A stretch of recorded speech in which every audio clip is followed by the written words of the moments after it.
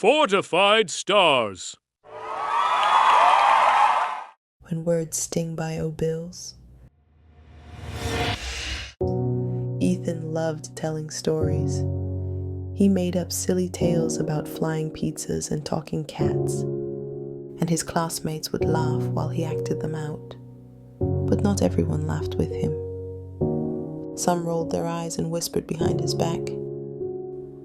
Later in the hallway, a few boys laughed and pointed. "Weirdo," one shouted. "Baby storyteller," said another. Ethan's smile disappeared and his heart sank. The words stung, like little bees buzzing around his ears. Ethan didn't say a word. He just ran.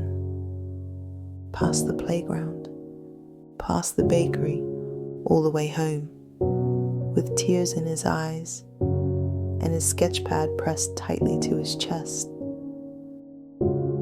At home, Ethan sat beside his grandma while he did his homework, looking sad. "They called me weird," he whispered. "Oh, my sweet storyteller," she whispered. "Words can hurt, but they don't define who you are." Grandma pointed to the picture of Jesus on the wall. "Even Jesus was teased and mocked," she said. Ethan looked up, eyes wide. "He was?" "Yes," Grandma nodded. "But he never forgot who he was." Grandma opened her Bible and read, "You are fearfully and wonderfully made." Ethan listened quietly as the gentle words wrapped around his heart like a blanket. He began to believe them. That night, Ethan started a new story, one where he was a hero. Ethan the Brave, he titled it. In the story, he faced dragons made of mean words and defeated them with the sword of truth.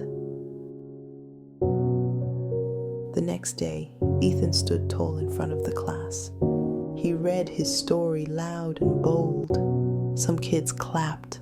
One even whispered, "That was pretty cool." Even the boy who had teased him looked thoughtful. Ethan's sketch pad now held a bold picture of his superhero self, wearing the words "Child of God" on his chest. And around him, the mean words, broken, shattered, powerless. Ethan walked home that day with a quiet smile. The words still came sometimes, but now he knew which ones to believe.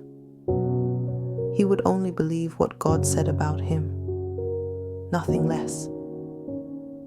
The tongue has the power of life and death. Proverbs 18 verse 21. And Ethan? He chose to speak life, always.